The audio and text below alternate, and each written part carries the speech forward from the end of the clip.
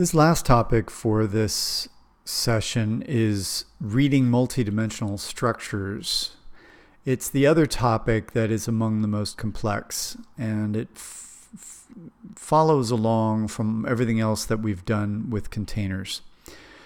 The purpose of using multidimensional containers is to allow us to structure data in a way that wouldn't have been possible with a tabular structure.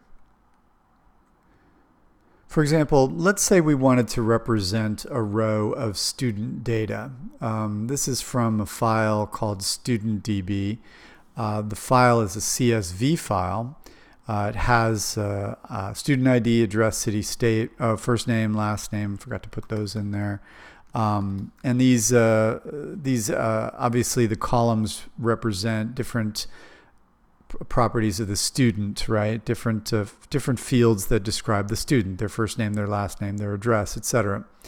And we can represent that quite easily with a list or a dictionary. If we wanted to represent it as a dictionary, obviously, we would have key value pairs where the key is the column name and the value is the ID. So if I said rodict, I would have something like ID is JK43, F name is Joe, right?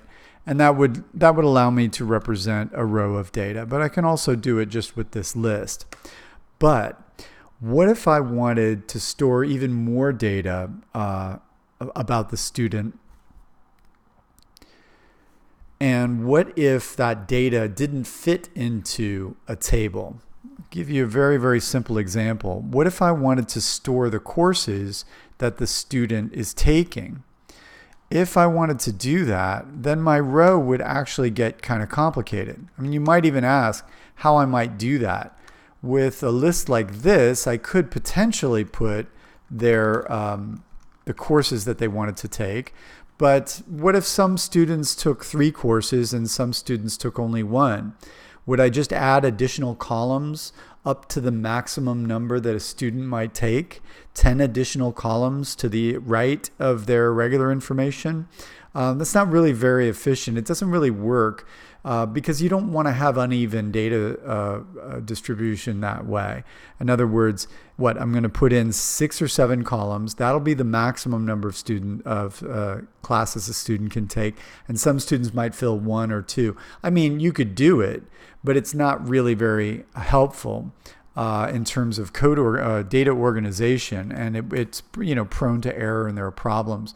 Another thing you could potentially do is you could just have a field that is about their classes, and instead of putting them in separate fields, you could maybe put them in a single field with a delimiter. But really, this isn't really very convenient either. This isn't really separating the data very readily.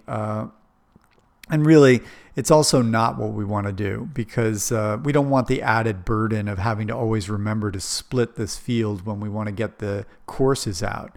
But you understand the problem, right? All of these fields are fine for a table because there's only one of them for each student. And so it fits very nicely into a tabular structure. But if I wanted to add some other information about the student, like the courses that they're taking, that doesn't fit into this CSV table. You might make a separate table for them, and then you're working on a relational database structure, basically. But if you wanted to represent it in Python, how could you represent a structure that has basically row data about the student and then like a list of other data about the student? Well, I think you can see it right here. What we would do is add another field basically, and we might not do it this way, but I just want to explain how it would look in Python when you've got basically a many-to-one relationship of data to a primary key, to an ID. Here we have an ID where there's a one-to-one relationship. For each ID, there's one first name, there's one last name, there's one street, right? And that would be true of any person. They would have one street, one city, one state, but then they might have multiple classes. If they have multiple classes, we have to represent that some way in our data. If we're interested in managing all of this data at once, we might need to create a more complex structure.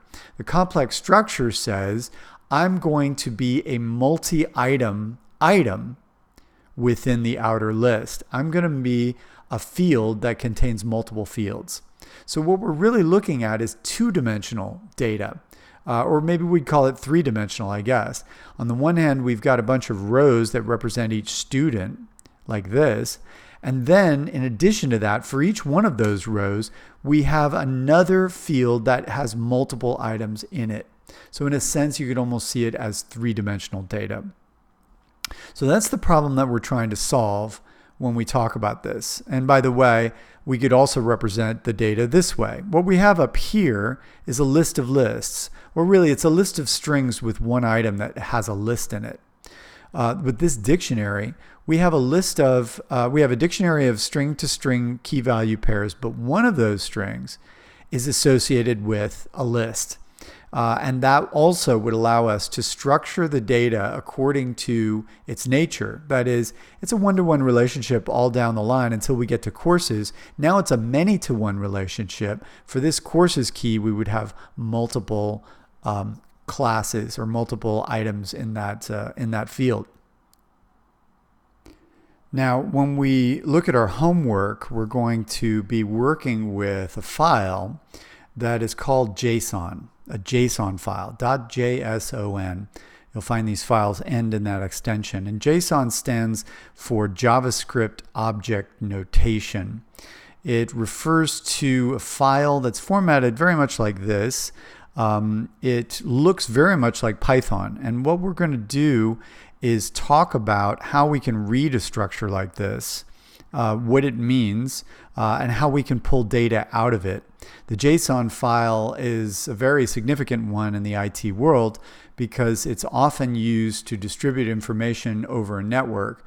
It's what they call a lightweight structured format. It allows us, it's really an alternative to the CSV format. CSV format, of course, is a two-dimensional structure, but if you look closely at this JSON file, you'll see it's actually a multi-dimensional structure. We have a list that contains a dictionary. The first item in the list is a dictionary. The dictionary contains key value pairs. The first string key is associated with a string. The second string key is associated with a dictionary. The third string key is associated with a list. And so this allows us to, and this is a dummy file, it doesn't actually mean anything, but this structure allows us to describe data in a complex way and make it structured so that we have all the pieces relating to each other the way we'd like. Specifically, what falls under what thing. You know, we've got 4 plugins under the plugins key for this particular domain. And if we go to another one, we might see that it has only 2 plugins. And that's similar to the example I showed you with students and courses. So this is the motivation for learning multidimensional structures. It's specifically so we can learn how to read and use JSON files.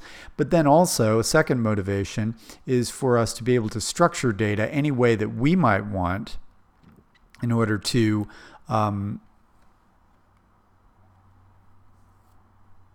describe data, according to what we see as its necessary structure.